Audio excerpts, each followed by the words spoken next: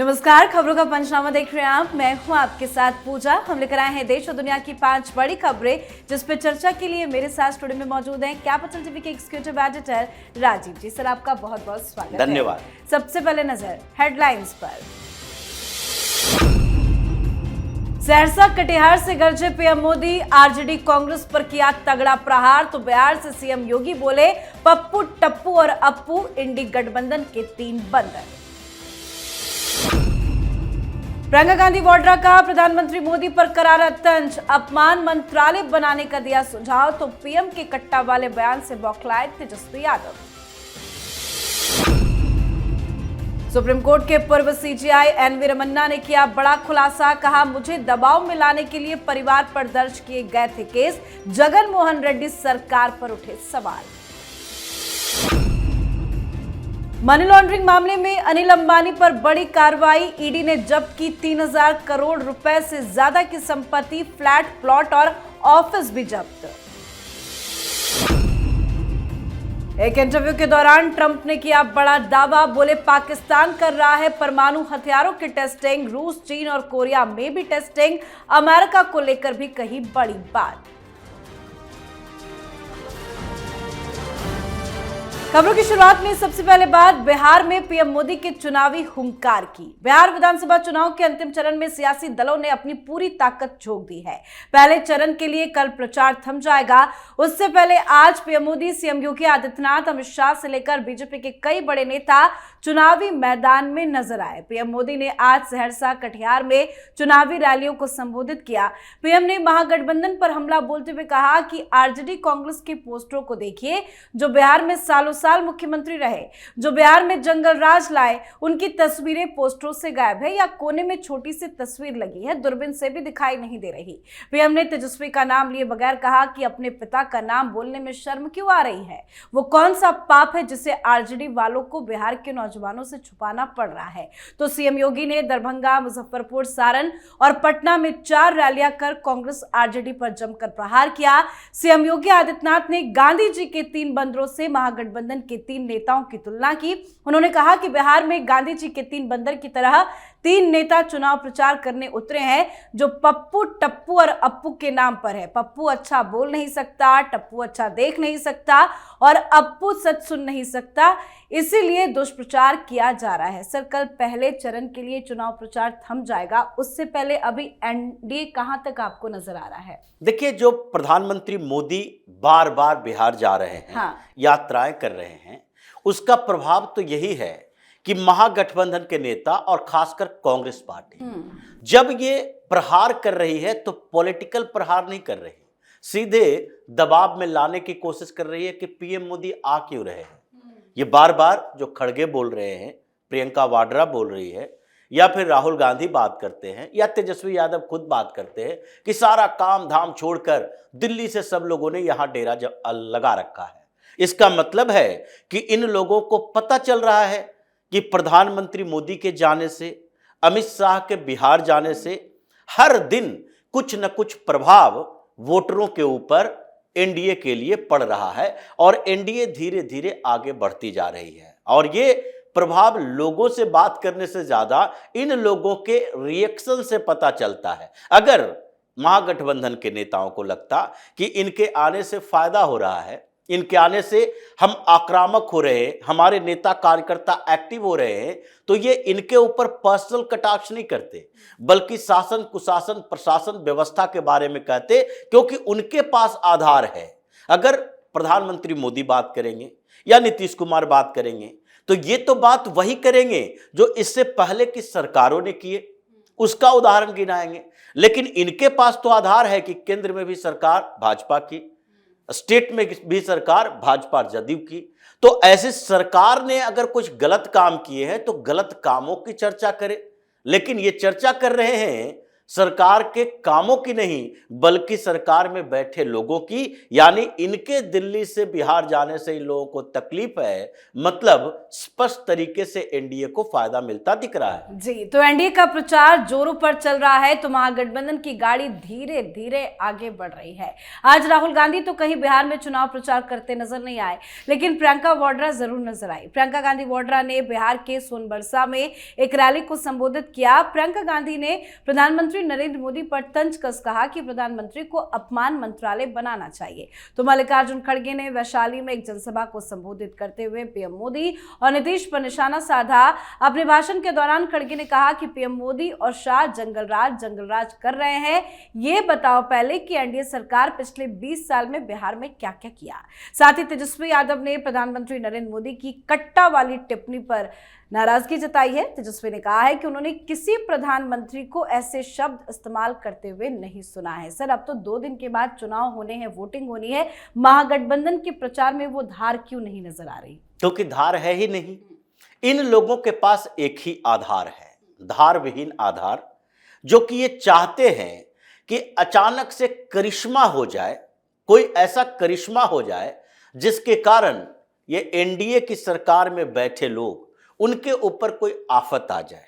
कोई ऐसी आपदा के इंतजार में रहते हैं जिसके कारण सरकार किसी तरीके से उस आपदा से निपटने में थोड़ी लापरवाही दिख जाए। जैसे ये लोग आपदा के इंतजार में थे कि कोरोना काल है, इसमें तो कितनी भी व्यवस्थाएं मजबूत कर लो, अच्छी व्यवस्थाएं कर लो, लेकिन फिर भी कुछ ना कुछ समस्याएं तो रहेगी। ये इंतजार में रहते हैं, जैसे गिद्ध इंतजार में रहता है कि वो शिकार नहीं कर सकता, वो खुद से प्रयास नहीं कर सकता, वो नीचे जमीन पर देखता है कि लाशें कहां बिछी है, उस मौके का इंतजार में रहता है कि हम उस लाश के ऊपर ही अपने आगे के लिए व्यवस्थाएं कर सकते हैं, भोजन ले सकते हैं। इसीलिए ये लोग देखते हैं कि कहां कहां परेशानियां पैदा हो, प्राकृतिक आपदा आ जाए, भारत पर कोई हमला हो जाए, कहीं से मैन मेड से लेकर नेचर मेड तक आपत्ति आ जाए। ये इनकी स्थिति है।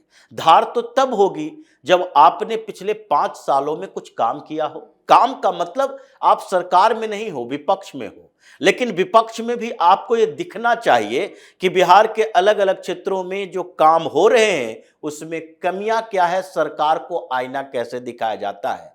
विपक्ष का मतलब क्या होता है? नेता प्रतिपक्ष क्यों कहते हैं?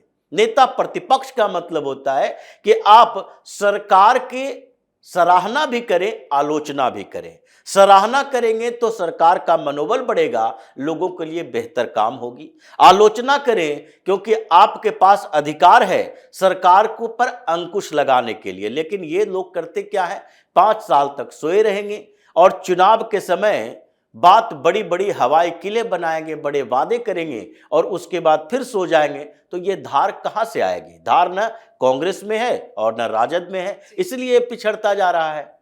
जी, तो चलिए बढ़ते हैं आगे। और अब खबर सुप्रीम कोर्ट के पूर्व चीफ जस्टिस एनवी रमन्ना की। देश के पूर्व मुख्य न्यायाधीश जस्टिस एनवी रमन्ना ने आंध्र प्रदेश की पिछली वाईएसआरसीपी कांग्रेस पार्टी की सरकार का नाम लिए बिना कई बड़े बड़े खुलासे किए। उन्होंने बताया कि जब वो भारत के प्रधान न्यायाधीश बनने वाले थे, उस समय जगन मोहन रेड्डी सरकार ने उनके परिवार पर पुलिस केस दर्ज कर उन्हें निशाना बनाया था। एक कार्यक्रम को संबोधित करते हुए जस्टिस रमन्ना ने कहा कि आप सभी जो यहां मौजूद हैं, अधिकतर लोग जानते हैं कि मेरे परिवार को कैसे निशाना बनाया गया और उनके विरुद्ध आपराधिक मामले दर्ज किए गए। ये सब सिर्फ मुझे मजबूर करने के लिए किया गया था और मैं अकेला नहीं था। उस मुश्किल दौर में किसानों के मुद्दे से सहानुभूति रखने वाले सभी लोगों को डराया, धमकाया गया और मजबूर किया गया। दरअसल जस्टिस रमन्ना तत्कालीन जगनमोहन रेड्डी की सरकार के विरुद्ध किसानों के आंदोलन का जिक्र कर रहे थे।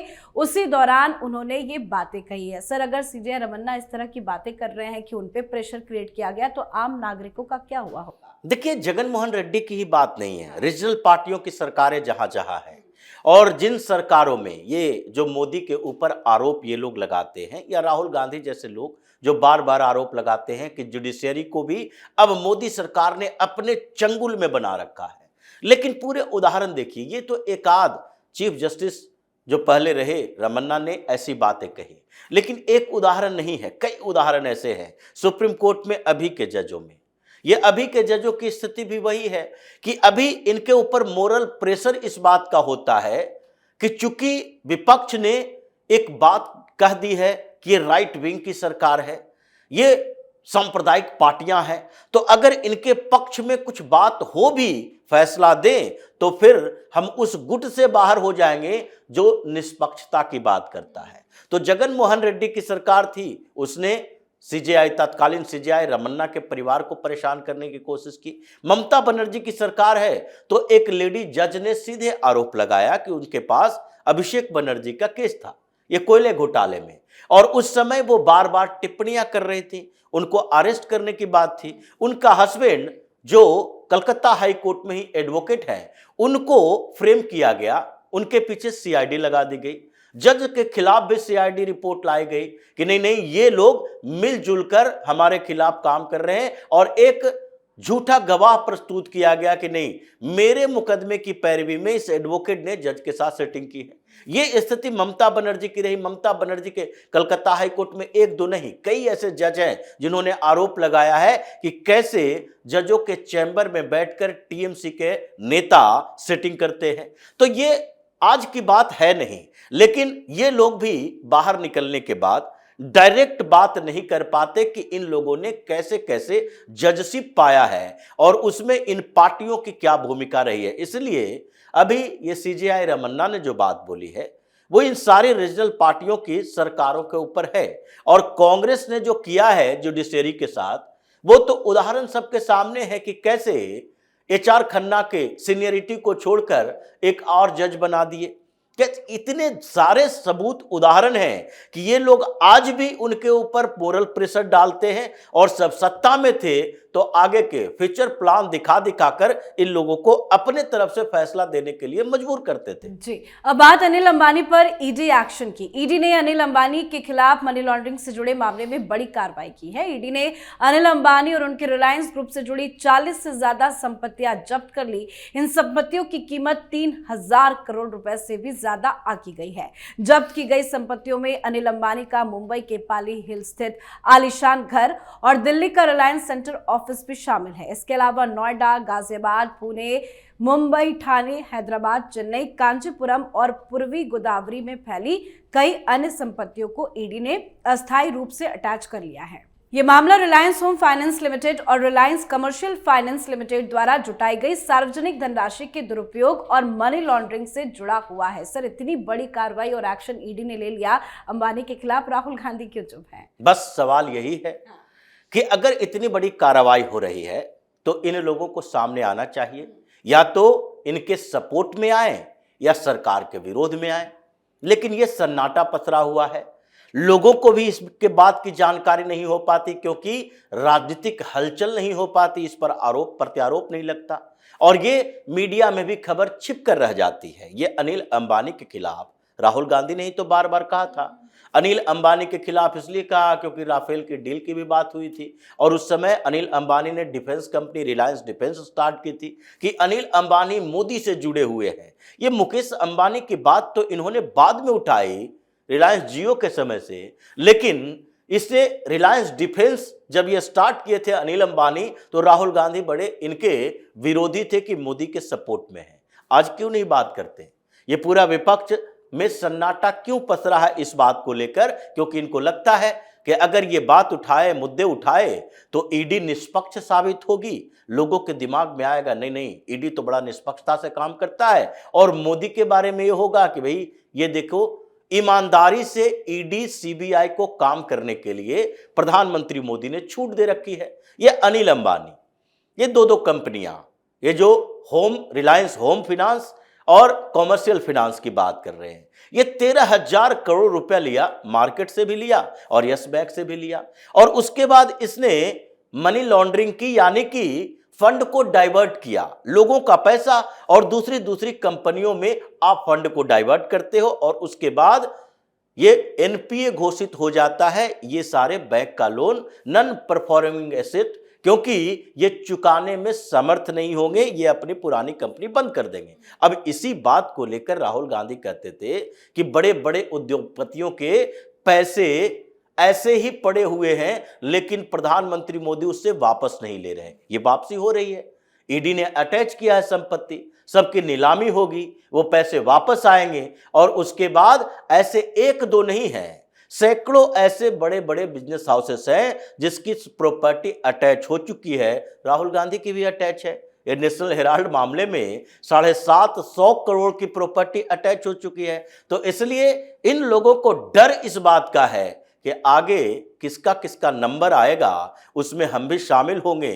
तो फिर अभी ईडी को चुपचाप अपना काम करने दो, ज्यादा बोलोगे तो अभी ही कार्रवाई शुरू हो जाएगी। जी, अब बात आज की आखिरी खबर की। अमेरिकी राष्ट्रपति डोनाल्ड ट्रंप ने एक बड़ा बयान दिया है। ट्रंप ने एक इंटरव्यू में खुलासा किया कि दुनिया के कई देश चोरी चुपके परमाणु हथियारों का परीक्षण कर रहे हैं। ट्रंप ने कहा कि रूस, चीन, उत्तर कोरिया और पाकिस्तान लगातार टेस्ट कर रहा है, जबकि अमेरिका पीछे रह गया। ट्रंप ने इन देशों को लेकर कहा कि ये देश जमीन के नीचे टेस्ट करते हैं, जहां कोई देख नहीं पाता, सिर्फ हल्की कंपन महसूस होती है, लेकिन अमेरिका खुला समाज है, इसलिए हमें बताना पड़ता है। ट्रंप ने जोर दिया कि अगर दूसरे टेस्ट कर रहे हैं तो अमेरिका को भी करना चाहिए। उन्होंने घोषणा की कि रूस, चीन और उत्तर कोरिया जैसी दूसरी शक्तियों के साथ तालमेल बनाए रखने के लिए अमेरिका भी 33 साल के विराम के बाद अपना परमाणु परीक्षण फिर से शुरू करेगा। सर, पाकिस्तान को लेकर जो ट्रंप ने बयान दिया है कि परमाणु टेस्टिंग की जा रही है, क्या सच में है या वो डराने की कोशिश कर रहे हैं? देखिए, पाकिस्तान के पास इतनी औकात नहीं है कि आगे वो परमाणु टेस्ट कर सके। अभी उसकी इकोनॉमिक कंडीशन ऐसी नहीं है। लेकिन ट्रंप ने ये बात बोलते हुए सबसे पहले जिक्र क्या किया? भारत पाकिस्तान के युद्ध विराम का, कि हमने युद्ध रुकवा दिया। बार बार इस बात का जिक्र करते हैं और भारत पर दबाव बनाने के लिए क्या करेगा? चीन और पाकिस्तान का नाम लेगा।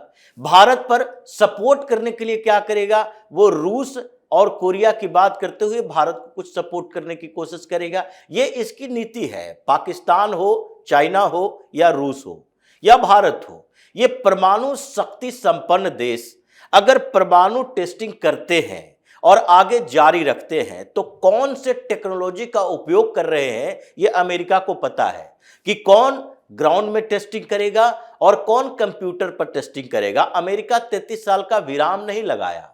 अमेरिका में भी परमाणु टेस्टिंग होती है, लेकिन ये टेस्ट करने का तरीका अब पहले जैसा नहीं रहा। वो ग्राउंड में टेस्ट नहीं करेगा, वो कंप्यूटराइज तरीके से टेस्ट करता है। तो इसलिए ये ट्रंप आजकल जो पूरी दुनिया का बादशाह बनने की कोशिश कर रहा है, उसकी समस्या ये है कि वो अपनी क्रेडिबिलिटी खो चुका है। जब क्रेडिबिलिटी खत्म हो गया तो उसके बाद जो भी बात करोगे वो आपके ऊपर कोई विश्वास कर ही नहीं सकता। बिल्कुल सर, बहुत बहुत धन्यवाद सर समझाने के लिए। तो खबरों का पंचनामा में आज के लिए फिलहाल इतना ही। देश विदेश की बाकी खबरों और उनके सटीक एनालिसिस के लिए देखते रहिए कैपिटल टीवी। हमें लाइक कीजिए, शेयर कीजिए और कैपिटल टीवी को सब्सक्राइब कीजिए। नमस्कार।